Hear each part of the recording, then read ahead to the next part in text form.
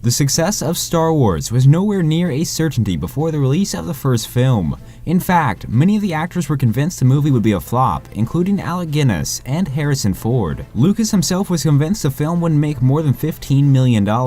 After the movie finished production, Lucas visited Spielberg on the set of Close Encounters of the Third Kind, where he made a fateful wager. He offered to trade points with Spielberg on their movies, as he assumed Close Encounters would make so much more money. Spielberg accepted, much to his benefit, and clearly gained the advantage. He ended up earning nearly $13 million on a movie that he had nothing to do with.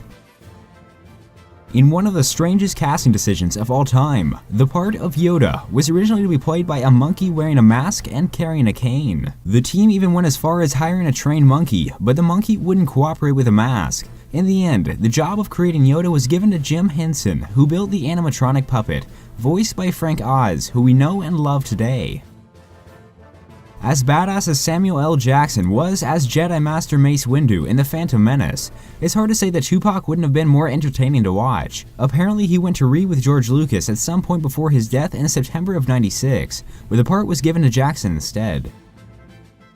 Sound effects are routinely sourced from unusual places, and many of the classic sounds from Star Wars are really quite benign things. George Lucas had an idea of what he wanted the sound of the TIE fighter to be, based on a war documentary he had seen, so he went looking for something that could recreate that sound. After searching through the Fox sound library, he realized that some of the elephant cries sounded similar when slowed.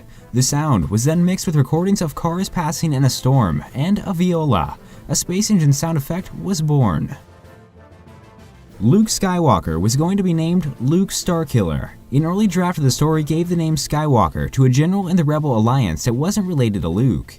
The name Starkiller was used for Luke nearly all the way up to production, when the story was tweaked to become more manageable and the name was exchanged. Lucas liked the name Starkiller, but agreed Skywalker sounded more benevolent, which was a driving force of Luke's character. It's hard to imagine a good guy with the word killer in his name. Before R2-D2 was given the language of beeps and buzzes that we're familiar with today, he spoke English.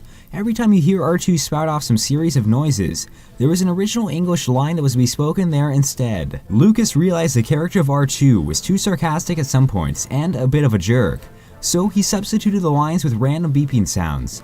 C-3PO is the only main character that can understand R2 and his annoyed or offended responses, as they were originally written alongside R2's dialogue. David Prowse, the actor who played the physical form of Darth Vader, has been banned from all official Star Wars events because George Lucas is annoyed by him. Prowse was a difficult actor to work with and would often release plot secrets to the public. The rift between Lucas and him came to a head when Prowse figured out that another actor was going to be the face of Vader when he was unmasked at the end of Return of the Jedi. Prowse continues to claim that he was mistreated during his time working on the films and that he didn't receive payment owed to him. In between finishing A New Hope and the start of Empire Strikes Back, Mark Hamill was involved in a car accident that left him with severe damage to one side of his face. This drastically inhibited any reshoots from the first movie, and a scene had to be added to Empire Strikes Back where Luke is attacked by a wampa to account for the scarring to his face. The character of Chewbacca is based on George Lucas's dog, Indiana. Apparently he liked the idea of having a man-sized pet that could act as an autonomous, intelligent character. Strangely enough, the dog is also the inspiration for Indiana Jones, another of Lucas's creations. While they ended up giving us the Ewok Party ending for the original trilogy, one draft had a much darker conclusion. Han Solo was killed in this version, the rebels were left defeated and in shambles, and Luke disappears much the same way Yoda went into exile at the end of Revenge of the Sith.